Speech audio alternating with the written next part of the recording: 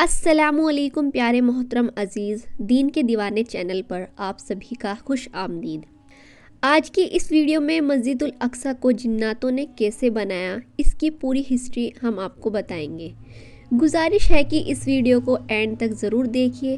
مسجد Al-Aqsa مسلمانوں کے 3 مقدس مقامات میں سے ایک ہے، جس کی طرف رخ کر کے حضور پاک صلی اللہ تعالی علیہ وسلم نے اور آپ کے صحاباؤں نے تقریباً 1.5 سال تک نماز ادا کی۔ میرا آج کا واقعہ اس بات کی دلیل کرتا ہے کہ مسجد الاقصی کتنی خاص ہے۔ یہ علاقہ پیغمبروں کی سرزمین رہا ہے، جہاں بے شمار نبی بھیجے گئے۔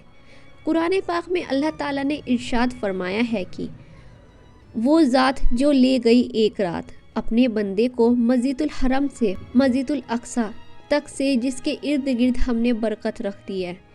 پیارے محترم عزیز، اس آیات میں جس بابرکت زمین کا ذکر ہے وہ بیت المقدس اور اس کے آس پاس کے علاقے ہیں۔ حدیث پاک میں حضور صلی اللہ تعالی علیہ وسلم نے مسجد الاقصی کی فضیلت بیان کی ہے۔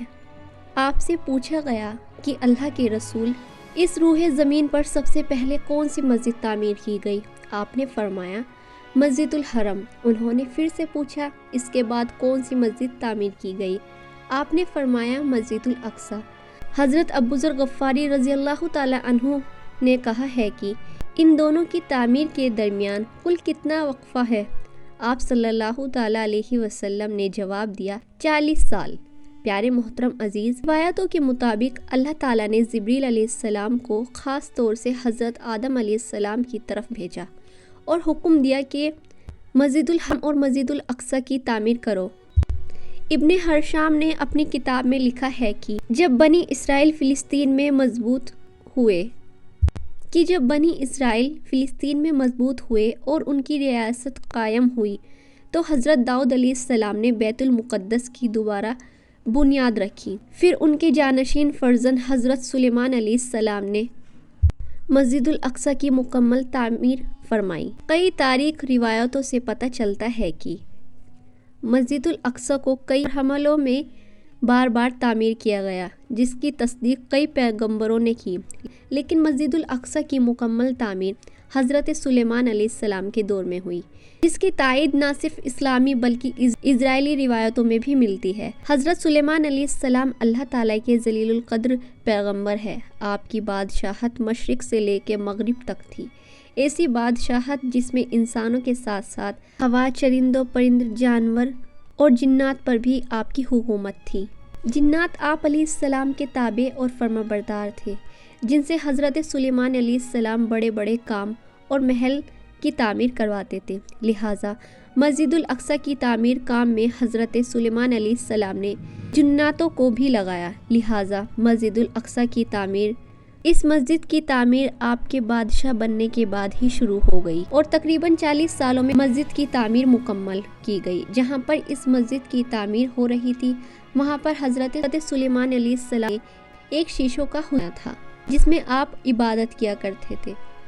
آپ اپنے اسرے کے سہارے کھڑے ہو کر اللہ کی عبادت میں مشغول رہا کرتے تھے، اور یہ عبادت بہت لمبی ہوا کرتی تھی۔ آپ کئی دن یا مہینے بھر ایسے ہی کھڑے رہتے تھے اور جنات اپنے کاموں میں مشغول رہا کرتے تھے۔ پیارے محترم عزیز، اللہ تعالیٰ نے جناتوں کو ایسی مخلوق بنایا ہے مشکل سے مشکل اور سخت سے سخت کام پر انجام دے سکتے ہیں۔ اس لیے حضرت سلیمان علیہ السلام نے ارادہ فرمایا کہ مسجد الاقصی کے چاروں جانب ایک عظیم الشان شہر آباد کیا جائے اور مسجد کی تعمیر بھی شروع کی جائے۔ ان کی خواہش یہ تھی کہ مسجد اور شہر کو ایک بیش قیمتی پتھر بنوائے اور اس کے لیے حسین اور بڑے بڑے پتھر منگوائے، اور یہ کام صرف جن ہی سر انجام دے سکتے ہیں۔ چنانچہ وہ دور دور سے خوبصورت اور بڑے بڑے پتھر جمع کر کے لایا کرتے تھے اور بیت المقدس کی تعمیر پر انجام دیا کرتے تھے۔ حضرت سلیمان علیہ السلام کو یہ علم ہوا کہ جلد ہی آپ کی وفات ہونے والی ہے، تو آپ نے اللہ سے دعا کی کہ جنوں کو آپ کی وفات کا پتہ نہ چلے۔ وہ اسی طرح سے اپنے کاموں میں مصروف رہ کر بیت المقدس کی تعمیر کو مکمل کرتے رہے۔ لہٰذا اسی حجرے کے اندر جب آپ عبادت میں مصروف تھے کہ سلیمان علیہ السلام کی وفات کا وقت آ پہنچا۔ آپ ایک لاٹھی کے سہارے کھڑے ہو گئے اور انتقال فرما گئے، جن کو آپ کی موت کی خبر نہ ہوئی اور وہ اپنے کام میں لگے رہے۔ جنات یہ سمجھتے رہے کہ آپ عبادت میں مشغول ہیں۔ پیارے محترم عزیز، انبیاء اکرام کے جسم کبھی سڑتے نہیں ہیں اور نہ ہی زمین کی مٹی انہیں کھا سکتی ہے۔ اس روح زمین پر جتنے بھی نبی بھیجے گئے، آج بھی ان کے جسم مبارک قبروں میں صحیح سلامت موجود ہے۔ چنانچہ حضرت سلیمان علیہ السلام کی وفات کے بعد کئی عرصوں تک اسی طرح عرصے کے سہارے کھڑے رہے۔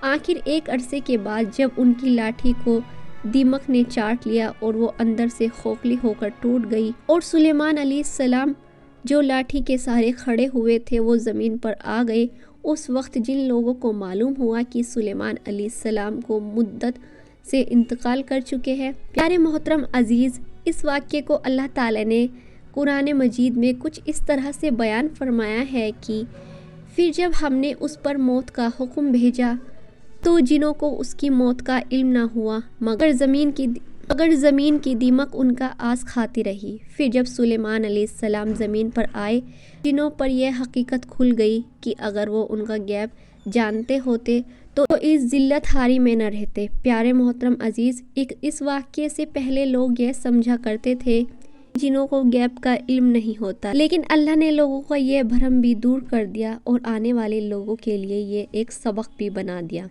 پیارے محترم عزیز، امید کرتے ہیں کہ آج کی انفارمیشن آپ کو پسند آئی ہوگی۔ ایسے ہی اسلامک انفارمیشن جاننے کے لیے ویڈیو کو لائک کریں۔ السلام علیکم۔